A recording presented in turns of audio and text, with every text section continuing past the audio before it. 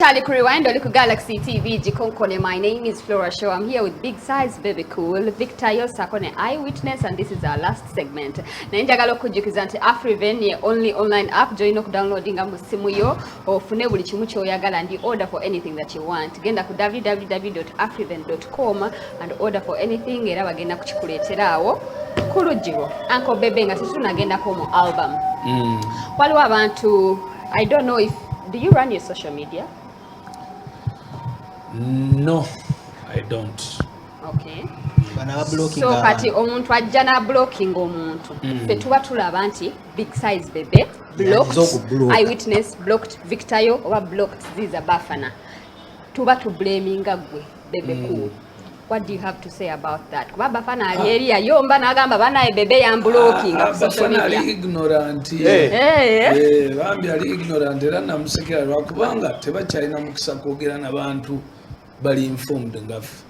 Bafana doesn't even know. By the way, let me open up publicly. 2 to 3 days after my album was outed, that was on the 2nd or 3rd, all my pages were hacked and taken. Oh. So every success that you see on this album has nothing to do with my page. Bwemba mukiraba nga musobola okujjukira tewali abaddala ba kintu ku Instagram, tewali abaddala ba kintu ku Facebook. Page okaje mbadde nayo ya TikTok. Ate nayo yali mu shadow ban. Kakati ngezako kulaga power ne energy gye tukozesezza as a team to overwhelmingly take over social media without having my pages. No one noticed, but a few people started to ask, era wano obani yakuba nagamba, I'm trying to tag Bebe naye page sijiraba. Mugamba tuchikolako. So the pages, we will recover the Instagram 4 days, I think 4 days ago. We haven't, we are on the way to recover the Facebook. We haven't fully recovered it. We first recovered the fan page. Now we are recovering the other mother Facebook page. But we are yet to recover it fully.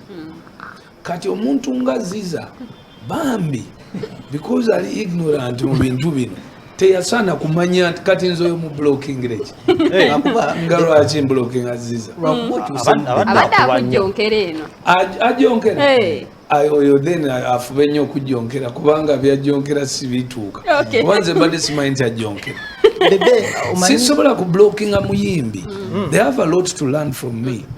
Watch the girl. And there's simuulira nga nako mbaze badde simanya jonge.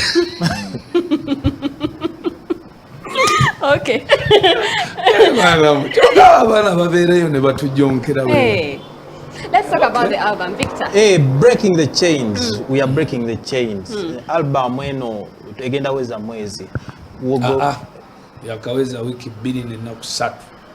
Ali atutuli mu lugendo lw'omwezi.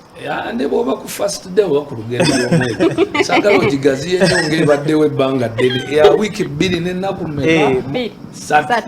Mu weeks zino 2. Album eno receiving criticism nnene nnyo. Criticism? Some. Criticism. Okay, some people are criticizing the album, others are appreciating. Do you have anyone who's criticizing the album? Njagala kuwulirayo omuntu criticizing, because when you say criticizing the album, njagala criticizing the songs. Okay, this boy here, this man, said you sounded Nigerian. Yes, in that album. Isn't that criticizing your album? No, it's not. It's commenting. Yeah. Okay. That's a comment. Okay, if I sounded like a Nigerian, my question to you, does the song sound good or bad? They sound good. Good. And what am I looking for when I'm doing an album?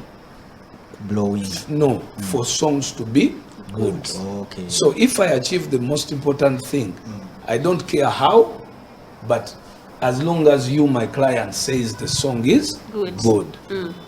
My main issue was otunulira catalog oba discography yo mulimu ennyimba ezikubye kati nga Love You Every Day. They were sounding a Nigerian, like you were clean, you represented Uganda, and when you look at the likes of Joshua Baraka nabo bazze mu kitu kyabwe ne babotola ne bakuba kati oli mu answer mozanyira nga tonnamala nayo Kati, that's why I did not want to sound previously, because I'm breaking the chain. Yeah. I have always done the Love You Every Days, the wires, and I'm still staying the same baby. Cool. So now I want to break myself off that wall. Let me so that I get the different result. And the answer is usual. You can't be doing the same thing and you expect a different result. Nobanga gwe buli woyoze ngoye n'engalo golooza nti lujja kwegolola. No.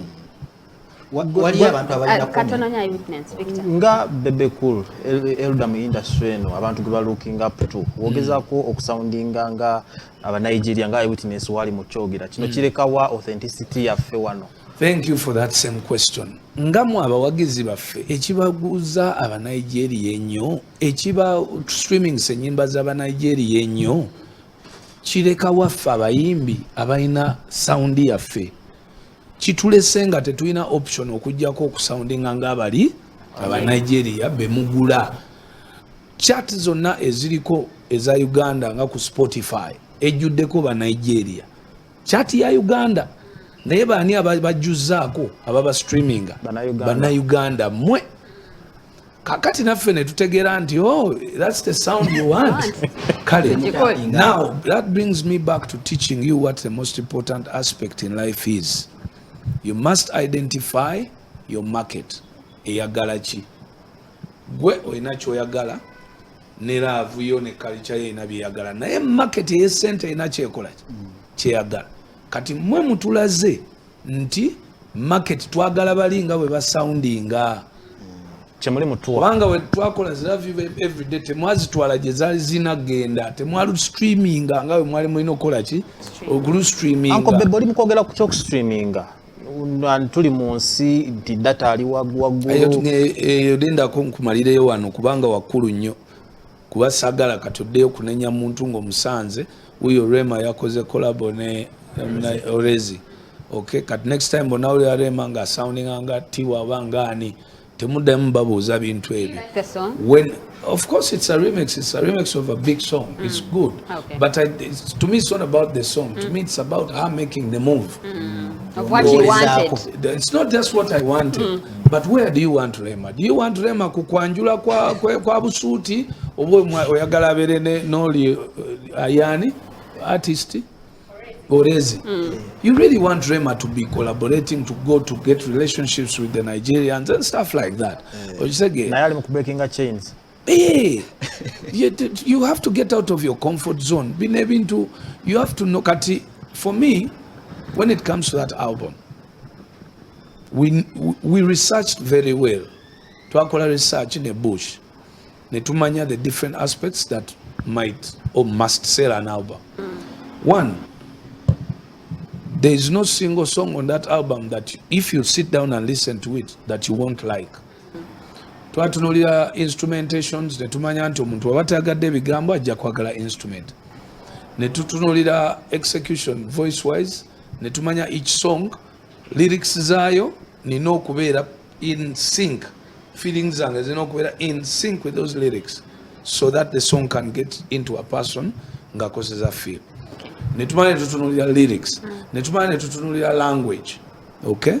So nenga tubesinze ku facts ezibadde mu Uganda ku top 100 eziri ku Spotify okubanga mu streaminga 90 songs zaba Nigeria nga 10 zaba na Uganda. So now it is time for me to do exactly what those guys do so that you can stream it. Just streaming. Katononya Victor. Abamu ku bantu bagamba album yennyini Break the Chains.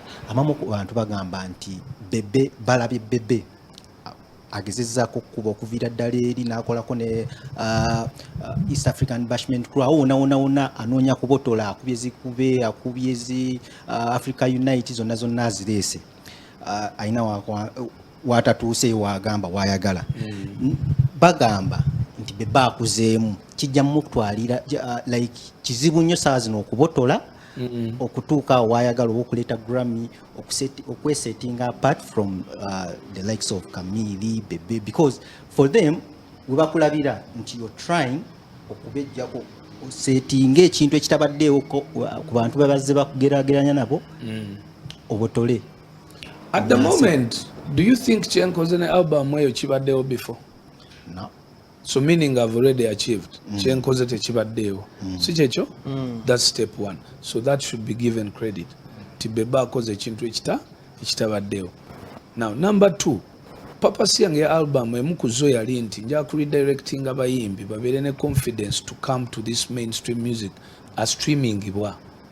Tuveeko mu bidandali, and I think I'm achieving it now.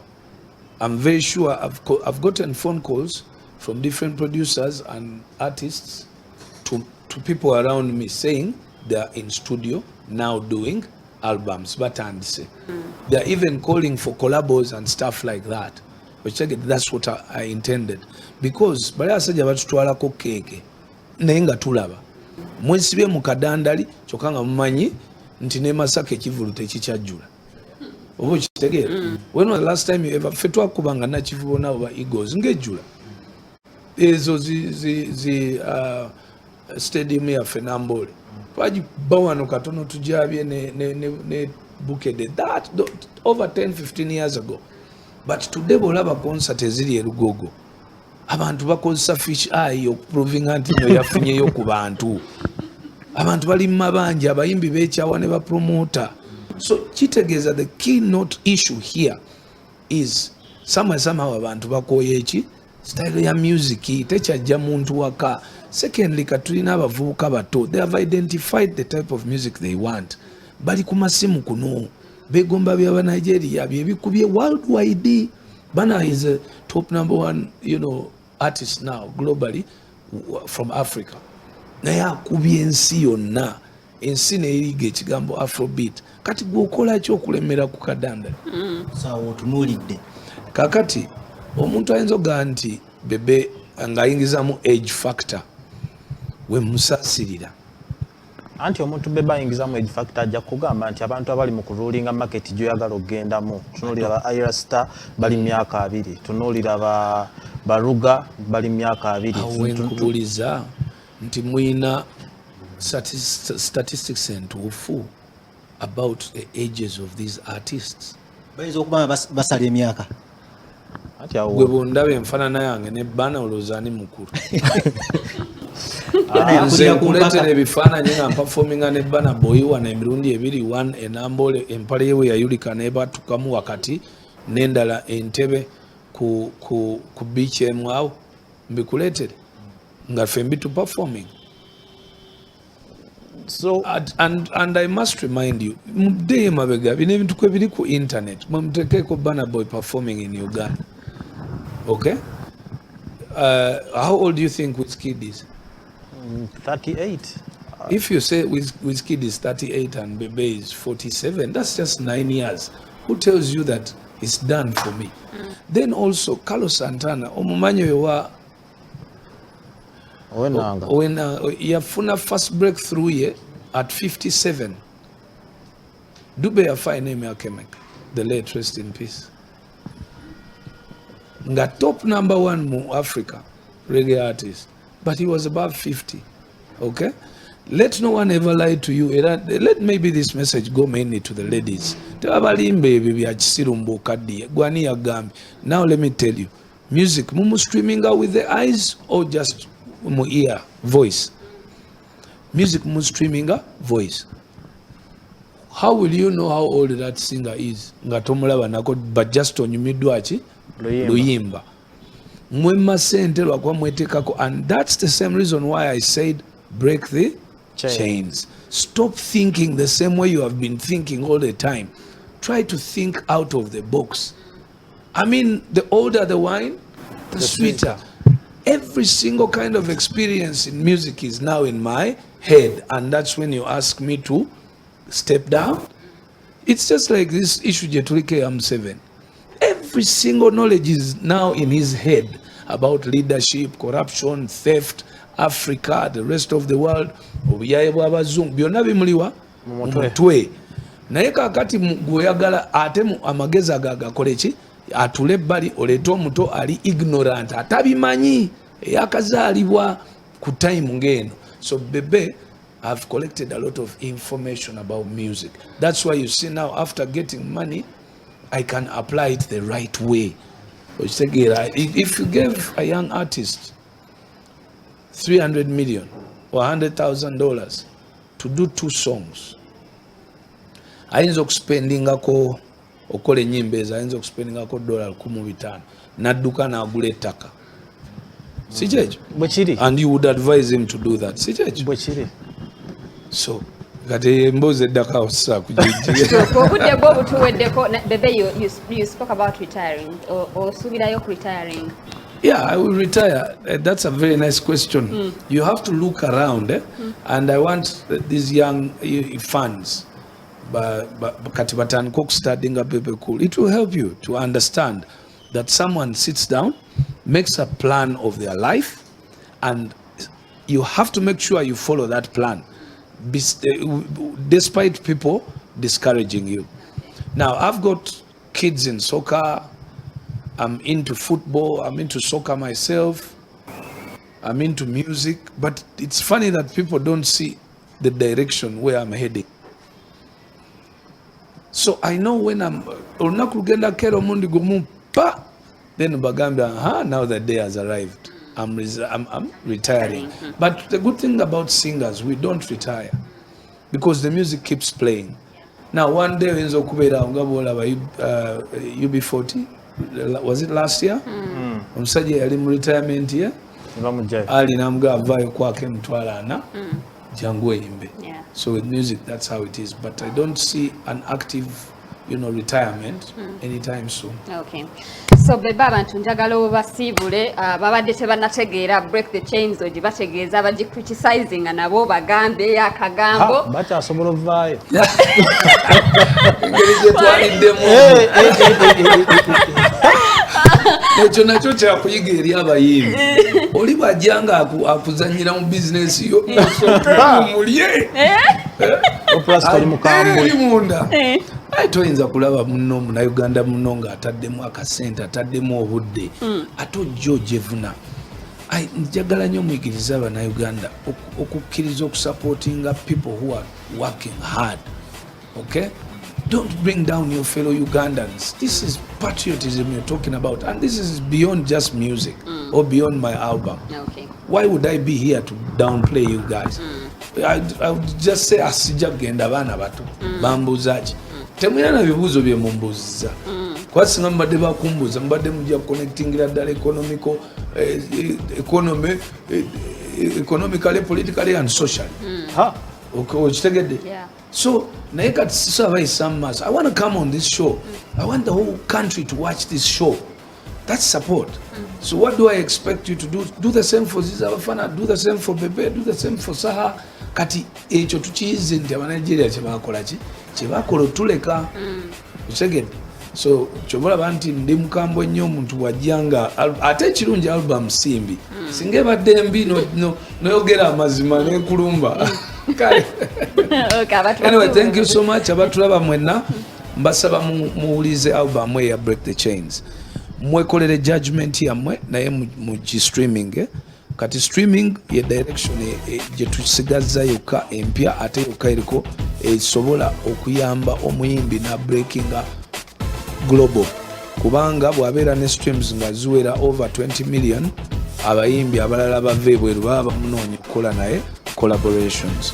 Mu Uganda tuli 50 million and more now, but at least newe tubanga tulina abantu 10 million abayina smartphones. If 10 million people stream you 10 times, that's that's 100 million.